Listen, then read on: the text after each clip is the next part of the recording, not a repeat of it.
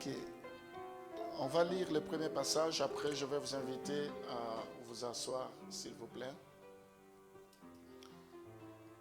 On va lire deux passages. Le premier dans 2 Corinthiens chapitre 5, le verset 7.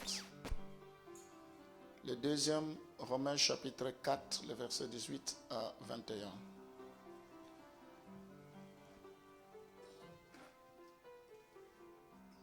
Deux Corinthiens chapitre 5, le verset 7.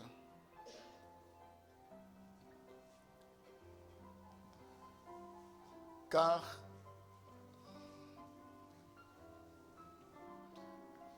nous marchons par la foi et non par la vue. Est-ce qu'on peut dire amen à la parole de Dieu? Romains chapitre 4, le verset 18 à 21. Espérant contre toute espérance, il crut, en sorte qu'il devait père d'un grand nombre de nations, selon ce qui lui avait été dit, telle sera ta postérité. Et sans faiblir dans la foi, il ne considéra point que son corps était déjà usé, puisqu'il avait près de 100 ans et que Sarah n'était plus en état d'avoir des enfants. Il ne douta point par incrédulité au sujet de la promesse de Dieu, mais il fut fortifié par la foi, donnant gloire à Dieu. Et ayant la pleine conviction que ce qu'il promet, il peut aussi l'accomplir. Est-ce qu'on peut applaudir pour la parole du Seigneur? Merci, je vous invite à vous asseoir, à prendre place. Que Dieu vous bénisse. Alors, je pense qu'il y a des calendriers, vous verrez à la sortie, il y a Papa Patrick qui s'occupe de cela. Je voulais aussi vous dire que immédiatement après mon intervention, je vais partir. Je suis vraiment désolé pour les personnes que je devrais voir, parce que j'ai d'autres obligations, je ne saurais pas rester. Merci pour votre compréhension et je vais reprendre contact avec ceux qui devraient me voir. Merci. Le sujet de ma prédication de ce matin est intitulé « Ne marchez pas par la vie ». Vous voulez réussir avec Dieu, vous devez cesser de marcher par la vie. Nous venons d'un jeûne, aujourd'hui c'est le dernier jour de notre jeûne, après le culte, on va clôturer d'un jeûne de 7 jours qui avait pour thème « Ne vous souvenez plus aux événements passés ». Toute la semaine et voire même la veillée de vendredi, la nuit, nous avons longuement parlé de cela, on a été bénis par de différentes interventions. Maintenant, il faut marcher par la vie. Dans ce passage, j'aimerais ce matin partager avec vous quelques principes. J'aimerais vraiment que vous me suivez attentivement parce que nous serons bénis, parce que moi-même je serai béni, parce que tu seras béni. Amen. Nous devons marcher par la foi et non par la vie. Le diable souvent utilise la vie pour semer des doutes dans nos vies, pour que nous puissions nous questionner sur les choses qui vont et les choses qui ne vont pas. Mais j'aimerais te dire, nous ne devons pas marcher par la vie, nous devons marcher par la foi. Amen. Dans Romains chapitre 4, là où je commence, j'entre maintenant dans le vif de notre sujet, Dieu a donné une promesse à Abraham. La Bible dit, il l'a transporté et il lui a montré en esprit, regarde le ciel, qu'est-ce que tu vois? Il dit, je vois les étoiles. Est-ce que tu peux les compter? Il dit non. Il dit, il l'a amené au bord de la mer. Il dit, regarde, qu'est-ce que tu vois? Je vois le sable de la mer. Est-ce que tu peux le compter? Il dit non. Il dit, ta postérité sera comme les étoiles. Ta postérité sera comme le sable de la mer. Alors qu'Abraham n'avait pas d'enfant, mais il a reçu la promesse. Amen. Dieu, c'est un Dieu de promesses. Il n'a pas changé. Il a toujours donné des promesses. Quelle promesse as-tu reçue par rapport à ton avenir? Quelle promesse as-tu reçue par rapport à ton mariage? Quelle promesse as-tu reçue par rapport à tes affaires? Quelle promesse as-tu reçue par rapport à ton avenir? Ce matin, j'aimerais te dire que c'est une prophétie dont le temps est déjà fixé. Si elle tarde, attends-la car elle s'accomplira certainement. Amen. Si tu n'as pas reçu de promesses hier, ce matin, tu vas les recevoir au nom de Jésus. Parce que Dieu connaît notre avenir. Dieu nous connaît tel que nous sommes. Il veut nous rassurer. Il veut nous promettre un avenir meilleur. Il dit les projets que j'ai pour toi sont des projets de bonheur et non de malheur. Quelle que soit ta situation, Dieu peut changer ta vie. Quel que soit ton passé, Dieu peut changer ta vie. La Bible dit, ne vous souvenez plus aux événements passés, car je veux faire une chose nouvelle sur le point d'arriver. Amen. Abraham, quand il a reçu le message, il avait 75 ans. La promesse s'est réalisée quand il avait 100 ans. C'est-à-dire 25 ans après que la promesse s'est réalisée. Souvent, nous sommes pressés, nous voulons aussitôt que nous recevons, aussitôt que cela se réalise. L'agenda de Dieu, ce n'est pas notre agenda. Nous devons faire confiance à Dieu. J'aimerais vous donner un deuxième exemple et je vais revenir sur Abraham. On va dans Josué chapitre 14, le verset 10 à 12. Ce matin, j'ai beaucoup de choses à dire. Genèse chapitre 14, le verset 10 à 12. Là, il s'agit de Josué. Maintenant, voici, l'Éternel m'a fait vivre comme il l'a dit. Il y a 45 ans, il a reçu la promesse à 45 ans que l'Éternel parlait ainsi à Moïse lorsqu'Israël marchait dans le désert. Et maintenant, voici, je suis âgé aujourd'hui de 85 ans. Donc ici nous voyons également, il a reçu la promesse à 40 ans et cela s'est réalisé à 95 ans. Ça fait 45 ans après que les promesses se sont réalisées. Nous ne devons pas faire des illusions. Vous pouvez recevoir la promesse de Dieu et ne pas vivre cela, et je vous dirai pourquoi. Il y a des gens qui ont des promesses de Dieu, mais cela ne se réalise pas. Ce n'est pas parce que Dieu a menti, ce n'est pas parce que Dieu est incapable d'accomplir ses promesses. Dieu fait sa part, il faut que toi aussi tu fasses ta part de responsabilité. J'ai reçu la promesse, tu ne peux pas croiser les mains parce que tu as reçu la promesse. Dieu va tout faire à ta place. Il y a des gens qui en ont prophétisé, l'année qui suivait, ils sont morts. Ce n'est pas que Dieu a menti, ce n'est pas que Dieu s'est trompé, ou ce n'est pas que celui qui a prophétisé, qui a donné le message, était un faux prophète, loin de là. Tout simplement parce que celui qui a reçu le message n'a pas fait sa part de responsabilité. Dieu fait sa part, il faut que tu fasses aussi ta part. C'est clair dans la tête de Dieu. Et j'aurai l'occasion de vous en parler parce que qu'est-ce que vous devez faire quand vous avez des promesses de Dieu? Alors ici, je continue avec le passage. On était dans Josué chapitre 14, le verset 10 à 12. Je suis encore vigoureux comme au jour où Moïse m'envoya. J'ai autant de force que j'en avais alors, soit pour combattre, soit pour sortir et pour entrer. Donne-moi donc cette montagne dont l'Éternel a parlé dans ce temps-là, car tu as appris alors qu'il s'y trouve des Anakim et qu'il y a des villes grandes et fortifiées. L'Éternel sera peut-être avec moi et je le chasserai comme l'Éternel a dit. Amen. As-tu une promesse? Attends-la car elle s'accomplira certainement. Dieu n'est pas un homme pour mentir, ni fils d'homme pour se repentir. Si Dieu veut t'élever, il t'élèvera. Quel que soit le temps, cela se réalisera. Amen. Alors, ici, la deuxième chose que tu dois comprendre, la première chose, Dieu c'est un Dieu de promesses. Il ne faut pas rigoler avec les promesses de Dieu. Il ne faut pas jouer avec les promesses de Dieu. La Bible dit il y a un temps pour toutes choses. Il y a un temps pour la promesse et il y a un temps pour l'accomplissement. La deuxième chose, Dieu nous donne toujours même ce qui n'est pas à nous. La Bible dit que les païens moissonnent en masse, c'est pour nous.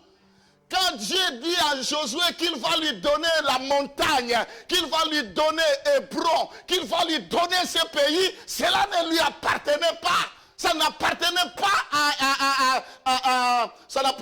pas à Josué. Il y avait des Anakim là-bas. Il y avait des propriétaires qui étaient là. Mais Dieu dit, je vais te donner. Donc Dieu voulait les déloger. Laisse-moi te dire, donner, même s'il y a quelqu'un qui en est propriétaire, Dieu va les dégager.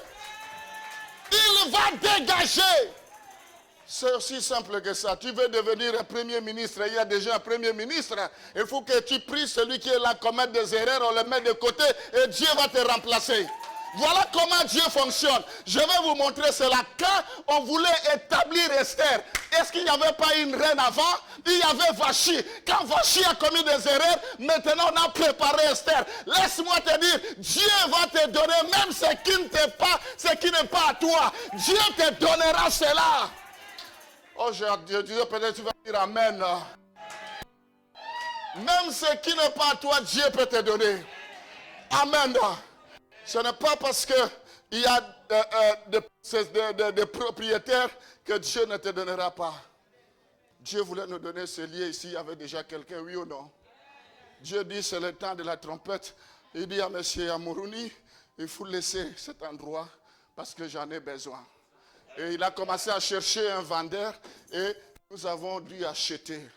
C'est aussi simple que ça. Amen. Dieu va te donner même ce qui n'est pas à toi. Amen. C'est comme ça que Dieu fonctionne. Alors, la montagne n'appartenait pas à Josué.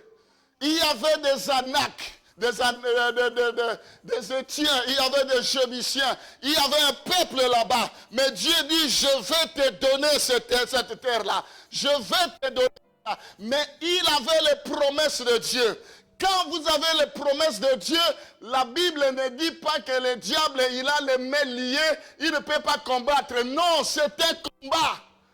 L'ennemi n'est pas lié, il est là pour combattre. La Bible dit notre combat n'est pas contre la chair, ni contre le sang, mais c'est contre les principautés, contre les dominations. Le diable, il rôde comme un lion rugissant, cherchant qui il dévorera. Promesse ou pas promesse, le diable n'a pas peur des promesses.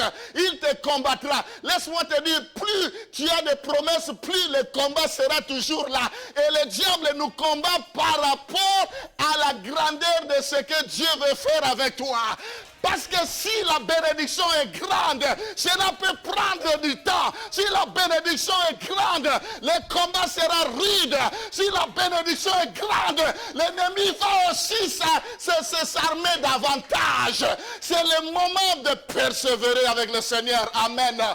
Parce que nous ne combattons pas dans la victoire. Nous avons déjà la victoire parce que celui qui nous, il est plus fort que celui qui est sur la terre. Amen.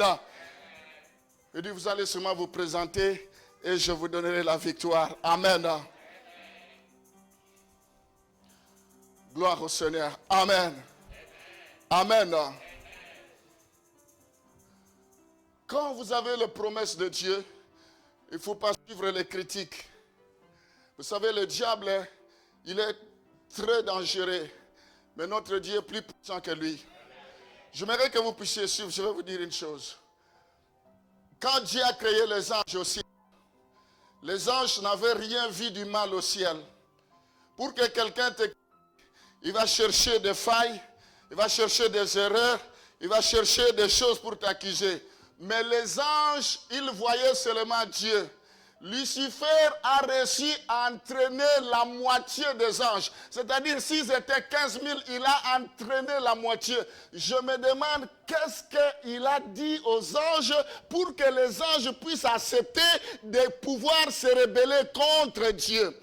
Si le diable a entraîné les anges, ce n'est pas toi que le diable va avoir peur.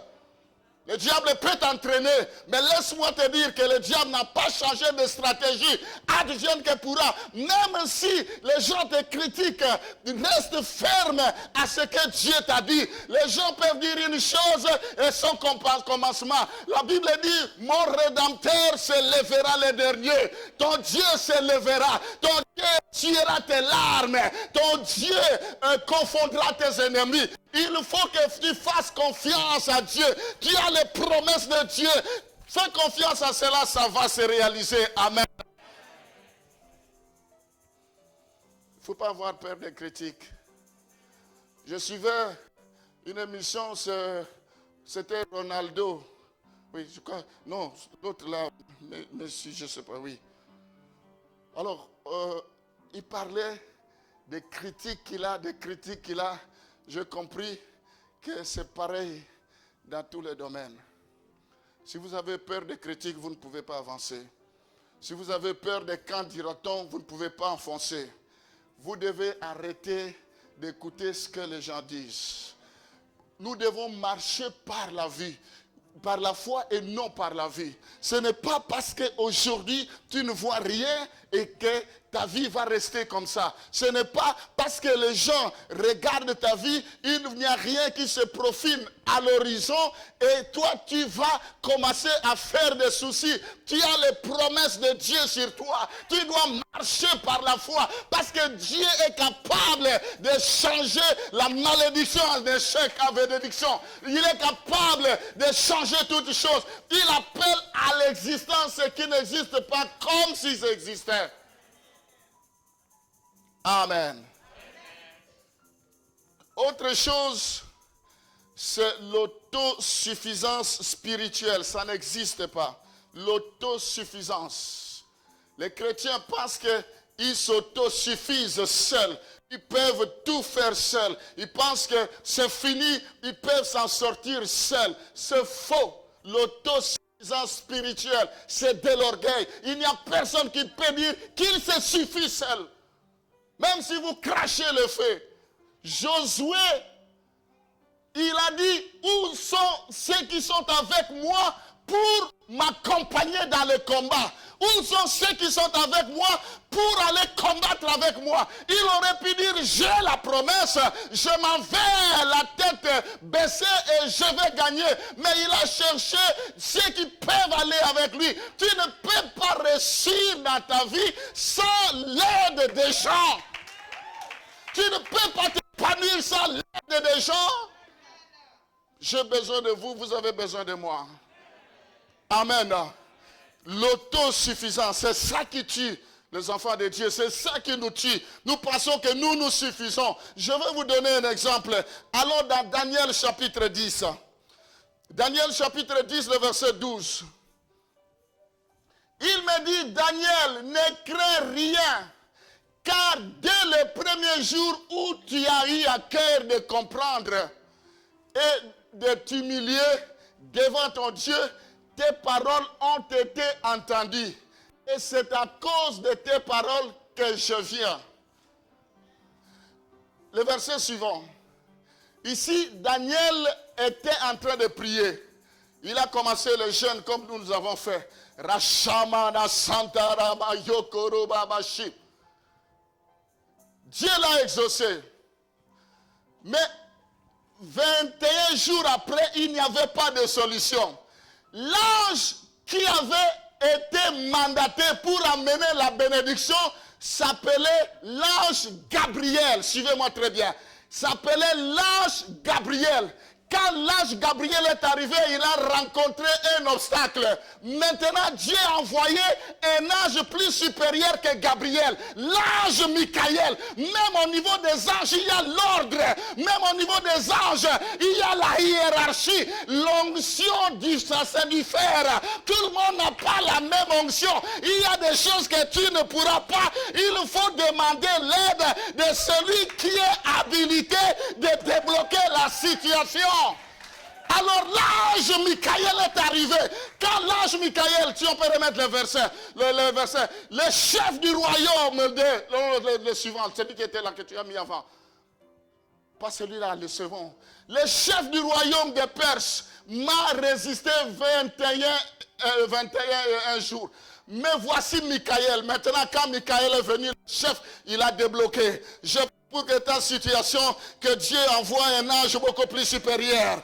Au nom de Jésus, je prie pour que ta situation, que les renforts arrivent. Laisse-moi te dire, si le premier ange n'a pas pu, le second fera quelque chose pour toi. Au nom de Jésus, amen. Voilà comment il travaille.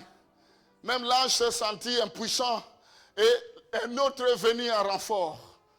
Pour ta situation, si tu ne t'en sors pas, Dieu pourvoira toujours. Amen. Amen.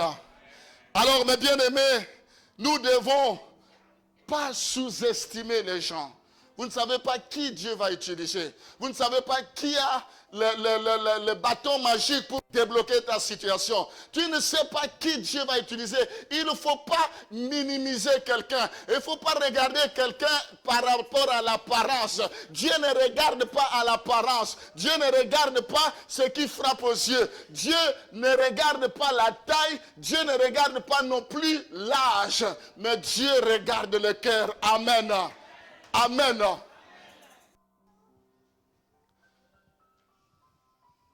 Nous tous, nous n'avons pas la même onction. Il y a jeunes et jeunes. Des fois, tu jeûnes seul, mais des fois, il faut entrer dans les jeûnes de toute l'église. Parce que l'onction devient beaucoup plus grande que quand tu jeûnes seul. Tu jeûnes seul pour ta situation des années, rien ne change. On te dit, l'église est en jeûne, au lieu de jeûner, tu ne veux pas jeûner. Or que tu ne sais pas quand nous tous, nous réunissons notre force, ça devient beaucoup plus sérieux, ça devient beaucoup plus grand. Et il y a des choses qui sont décantées sans que tu conjugues des efforts. Alors que c'est toujours les mêmes jeûnes que tu as toujours fait tous les jours. Il faut avoir la révélation. Il faut avoir la révélation. Amen.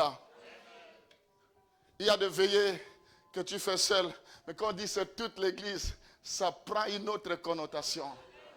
Toutes les forces d'état-major est là et on va voir ce que l'ennemi va devenir. Il faut payer le prix. Il faut être là. Amen. Alors, celui qui a reçu la promesse, il doit le revendiquer. C'est ça le problème. Vous avez des promesses, mais vous ne savez pas les revendiquer. Il faut revendiquer les promesses. Revendiquer à Dieu ce que Dieu t'a dit. Il faut les revendiquer. Nous voyons qu'Abraham, il avait reçu la promesse. Comment Abraham a revendiqué la promesse? Abraham n'a pas croisé les mains. Il a commencé à dire, waouh, Dieu a déjà parlé. Toutes les portes vont s'ouvrir. Je vais marcher la tête haute. Je vais avoir des enfants loin de là. La première chose, la Bible dit, Abraham ne douta point. Tu ne peux pas voir la promesse et tu es en train de douter continuellement. Tu es en train de remettre en cause même ce que tu as reçu. Quel est ce Dieu-là? Même s'il a parlé, il va accomplir cette promesse. Ça ne se réalisera pas. Et tu vas traiter Dieu de menteur. Tu peux appeler Dieu menteur. Ce n'est pas pour autant qu'il deviendra menteur parce que toi tu l'appelles menteur. Tu ne sais pas revendiquer tes promesses. Tu dois chasser les doutes. Parce que le doute, c'est le contraire de la foi. La Bible dit que celui qui doute ne s'entend pas recevoir quelque chose de la part de Dieu. C'est une personne inconstante. Abraham a chassé les doutes. Est-ce que tu as déjà chassé les doutes dans ta vie? Les années passent, il n'y a rien, tu commences à douter. Les années passent, il n'y a rien, tu commences à te questionner. Non, Abraham ne s'est pas posé de questions. La Bible dit son corps était avancé en âge. La Bible dit son corps était usé. Quand tu regardes avec les yeux physiques, tu dois te dire, en tout cas, je sais que le miracle existe, mais pour cette situation, il n'y a que Dieu seul qui sait. Il n'y a que Dieu seul qui connaît. Mais Abraham, au fond de lui-même, je ne sais pas quelle est ta situation. Peut-être avec les yeux physiques, tu vois que ça se dégrade. Avec les yeux physiques, tu vois que la situation s'empire. avec les yeux physiques, tu vois qu'il n'y a rien qui s'arrange. Mais laisse-moi te dire, le Seigneur va se servir de ta situation pour opérer le miracle. Le Seigneur veut se servir de ton histoire pour agir, pour que les gens puissent le glorifier. La Bible dit, Abraham qui avait les promesses, il a cru à la promesse, vent contre marée. Il a cru que celui qui donne la promesse, il est capable de l'accomplir. Toi qui en as reçu la promesse, tu ne crois pas. Tu veux que d'autres personnes croient à ta place? C'est trop facile ça. Toi-même, tu ne crois pas, tu veux que les gens croient à ta place. Et vous allez dire, Dieu m'a dit, mais il n'a pas dit, est-ce que vraiment c'est Dieu? Ce n'est pas Dieu, parce que Dieu a déjà fait son travail. Il faut aussi que toi, tu fasses ta part de responsabilité. Tant que tu ne feras rien, tu vas saluer les promesses de Dieu au loin. Tu vas saluer les promesses de Dieu au loin. Rien ne changera et tu seras toujours maintenu dans la captivité, tu seras maintenu toujours dans la servitude, tu seras toujours maintenu dans l'esclavagisme parce que tu n'as pas compris comment Dieu fonctionne. Il y a un prix à payer. La Bible dit, Abraham marcha par la foi, il marcha par la foi. Promesse de Dieu, il faut marcher par la foi, il faut payer le prix. Voilà, nous payons le prix quand nous gênons. C'est une forme de revendiquer. Seigneur, revendiquer, ce n'est pas un péché. Tous les jours, tu peux revendiquer. Seigneur, tu m'as dit ceci. Jusqu'à ce jour, je ne vois encore rien. Je veux que tu puisses agir. Voilà pourquoi nous organisons des veillées de prière. C'est pour revendiquer ce que Dieu nous a dit. Ce n'est pas un argent comptant. Il faut les revendiquer. Comment toi tu revendiques tes promesses? L'âge avance, le mariage ne vient pas, le mariage ne vient pas. Oh mais Seigneur, mais tel prophète avait dit, tel serviteur avait dit. Le problème ce n'est pas le serviteur, le problème c'est toi-même. Les gens ont parlé de la part de Dieu. Il y en a qui en a parlé, se sont réalisés. Pourquoi pour toi ça ne se réalise pas? Il faut que tu te poses des questions. On peut appeler même des super hommes de Dieu, t'imposer les mains, te oindre soi-disant. Tant que toi-même tu ne revendiques pas, rien ne se fera. Il faut que tu te prennes en charge. Dis Amen. Alors, autre chose, si vous avez les promesses de Dieu, allons dans 1 Samuel chapitre 1, le verset 5, 12 à 17. 1 Samuel chapitre 1, le verset 5. Mais il donnait à Anne une portion double, car il aimait Anne que l'Éternel avait rendue stérile. Le verset 12 à 17. Je vais lire le verset, on va laisser ce verset-là. C'est Dieu qui a rendu Anne stérile. Quand vous n'avez pas la révélation, vous allez critiquer Anne. Vous allez vous moquer de Anne, vous allez dire n'importe quoi pour Anne, vous allez même donner le conseil qui ne se donne pas. Oh, c'est parce qu'il n'est pas marié, c'est parce que... Qui a dit que c'est parce qu'il n'est pas marié?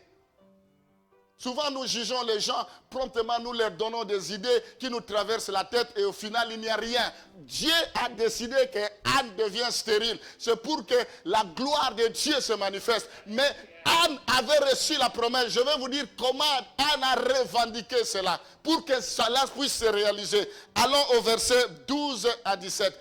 La Bible dit qu'il n'y aura pas de femmes stériles en Israël. Tous ceux qui étaient stériles en Israël ont fini par enfanter. Je déclare que tous ceux qui ont besoin des enfants ici les reçoivent au nom de Jésus.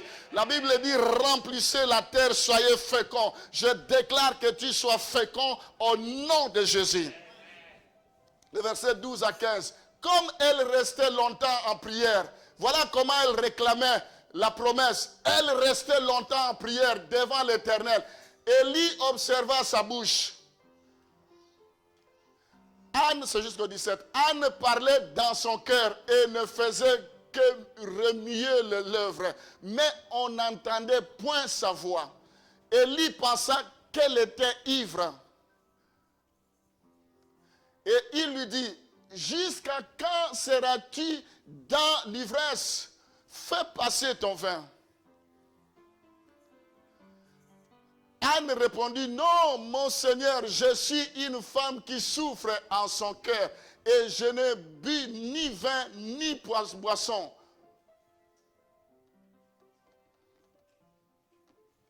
Ne prends pas, je ne bus ni vin ni boisson enivrante, mais je répandais mon âme devant l'Éternel.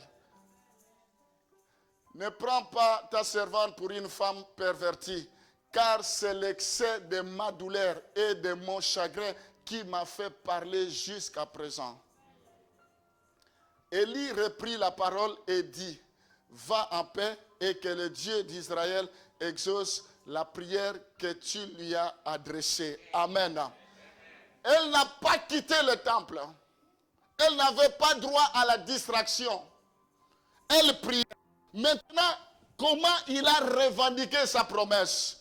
Il se fait qu'à ce moment-là, en Israël, les enfants d'Élie s'étaient rebellés. Ils se méconduisaient dans le temple. Ils volaient l'argent. Ils couchaient avec les gens qui venaient à l'église. Ils faisaient n'importe quoi. Et Dieu n'était plus content. Il voulait les écarter du sacerdoce. La maison de Dieu sera appelée maison de prière. Quand Jésus est entré, il a vu des vendeurs de bœufs, des vendeurs de pigeons. Il dit, qui vous a dit de faire de ma maison une caverne de voleurs? Il a pris une chicotte et il a commencé à renverser et chasser tout le monde. Attention avec ce que tu fais dans la maison de Dieu. Attention quand tu viens dans la maison de Dieu. On ne joue pas avec la maison de Dieu. La Bible dit, Obédédom, il a accepté l'arche de l'Éternel. Quand il a reçu l'arche de l'Éternel chez lui, et il a commencé à prospérer, parce qu'il y avait la présence de Dieu. Comment quelqu'un vient devant la présence de Dieu, il se sent mal à l'aise. Quelqu'un vient dans l'église, il dit, je ne trouve pas mon compte, alors qu'il y a l'arche de Dieu ici, alors qu'il y a les anges qui descendent, qui montent. C'est toi le problème. C'est toi le problème parce que Dieu ne change pas. Ça c'est sa maison. David dit, je suis dans la joie. Quand on me dit, allons dans la maison de l'Éternel. Pour venir à la maison de l'Éternel, tu traînes les pas. Il y a un problème pour toi. Il y a un problème. Le problème, ce n'est pas la maison de Dieu. Il y a l'onction de Dieu ici. Les malades seront guéris. Les sourds entendront. Les paralytiques marcheront. Les aveugles recouvriront la vie. Parce qu'il y a la présence de Dieu ici. Qu'est-ce que Anne a fait? Il a dit, Seigneur, si tu me donnes un enfant, je vais te le consacrer et il va te servir. Quand Dieu a entendu ça, il a vu ses intérêts. Il dit, si je lui donne un enfant, donc je vais remplacer les enfants d'Élie, je vais les mettre de côté. Laisse-moi te dire, il n'y a personne qui est indispensable pour l'œuvre de Dieu. Si tu ne veux pas prendre ton poste au sérieux, Dieu va te mettre de côté. Moïse est mort, l'œuvre a continué. Jean-Denis peut ne pas être là, l'œuvre va continuer. Quand toi tu continues à bouder, Dieu va te confondre. La Bible dit, prends quelqu'un dans la poussière, il l'élève. Il prend celui qui est élevé, il l'abaisse. Tu n'es pas le premier et tu ne seras jamais le dernier. La Bible dit, il y a encore 7000 personnes qui n'ont pas encore fléchi les genoux, que Dieu va utiliser. Il y a encore des réserves que Dieu peut susciter. Tu seras surpris. Tu penses que tu es le seul, mais Dieu va te susciter un autre. Attention! Quand vous ne voulez pas prendre l'œuvre de Dieu au sérieux, vous pensez que vous êtes incontournable. Dieu va te montrer qu'il est capable de susciter même les pierres. Alors, quand il a prié, il dit, oh! Dieu dit, comme je vis mon intérêt, maintenant, Anne, je te donne l'enfant. Je te donne l'enfant parce qu'il y avait l'intérêt de Dieu. Dans tout ce que tu fais, Dieu doit voir son intérêt. Sinon, il n'y aura rien. Dieu doit voir son intérêt. Quel est l'intérêt de Dieu dans ton argent? Il y a des gens, il ne faut même pas que Dieu les bénisse, parce que si Dieu les bénisse, ils vont fuir l'église. Si Dieu les bénisse, ils vont devenir orgueilleux. Si Dieu les bénisse, ils ne voudront plus, qu'ils vont commencer à prendre des gens de haut. Quel est l'intérêt de Dieu dans ton argent? Dieu, la Bible dit, l'or et l'argent appartiennent à Dieu. Dieu te bénit pour lui donner les 1 te demande même pas tout. Tu commences à négocier, tu commences à le mentir, tu commences à donner toutes sortes de raisons. Quel est l'intérêt de Dieu? Tu as les promesses de Dieu, mais où sont les intérêts de Dieu? dans ce que tu fais? Quel est l'intérêt de Dieu dans tes libéralités? Quel est l'intérêt de Dieu dans tes offrandes? Quel est l'intérêt de Dieu? Une dame, non, une personne, si j'ai déjà parlé. Il dit, pasteur, moi je dois contribuer pour la caméra. Parce que tu ne sais pas l'opportunité que tu me donnes. Les gens vont suivre la parole de Dieu à travers le monde. Mais je serai béni. Parce qu'il y a des gens qui vont se convertir. Parce qu'il y a des gens qui disent, je vais donner. Voilà! Quelqu'un qui réfléchit en fonction de l'intérêt de Dieu. Les gens sont des égoïstes, ne voient pas les intérêts de Dieu. Quel est l'intérêt de Dieu par rapport à ta maison? Nous voulons aller à Armentières. Maman Audrey a dit, je donne ma maison. Nous voulons aller à Arras. Il n'y a personne qui veut donner la maison. Nous voulons aller à Paris, il n'y a personne. Mais il y a des gens, si Dieu leur donne la maison, cette maison deviendra la maison de Dieu. Les intérêts de Dieu. Il y a des gens qui ont des opportunités, mais Dieu ne trouve pas leur compte. Et il ne peut rien faire par rapport à cela. Les intérêts de Dieu. Toi qui as des promesses de Dieu, où sont ces intérêts dans ce que vous faites? Quel est l'intérêt de Dieu dans ton travail? Tu es intelligent, tu as des capacités, mais Dieu en bénéficie en quoi? Dieu ne fait rien sans ses intérêts. Dieu ne fait rien sans ses intérêts. Si Dieu ne trouve pas ses intérêts dans ce que vous faites, c'est comme des bruits que vous faites. Vous pouvez avoir l'impression de dire Dieu est avec vous, Dieu vous entend, mais Dieu n'est pas là parce qu'il ne voit pas ses intérêts. Quel est l'intérêt de Dieu dans ce que tu fais ce matin? Quel est l'intérêt de Dieu? Tu as les promesses. Où sont les intérêts de Dieu? Quand Anne a dit, je vais te donner, tout de suite Dieu a débloqué la situation. Ne marche pas par la vue, mais il faut marcher par la foi.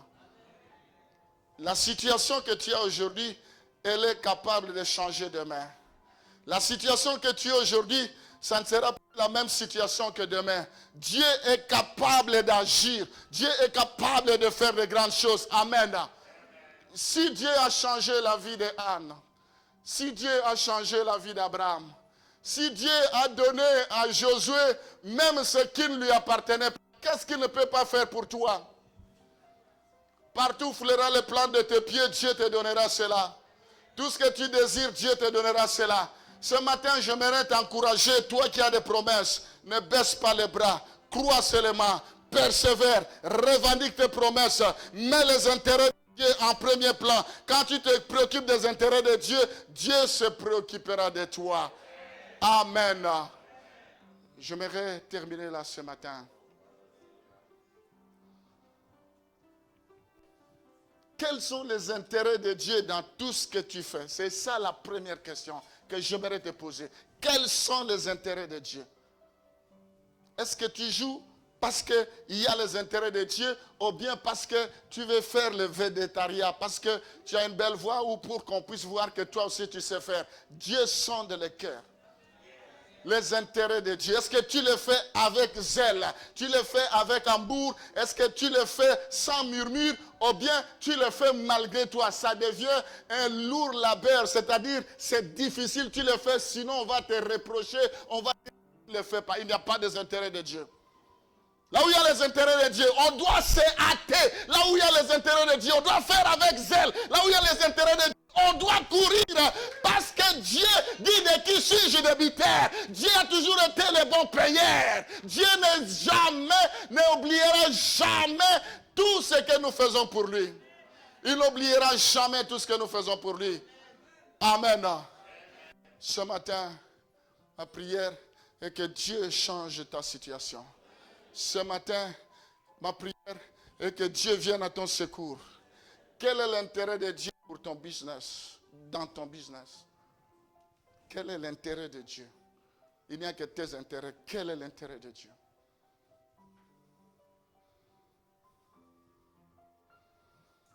Nous allons nous lever.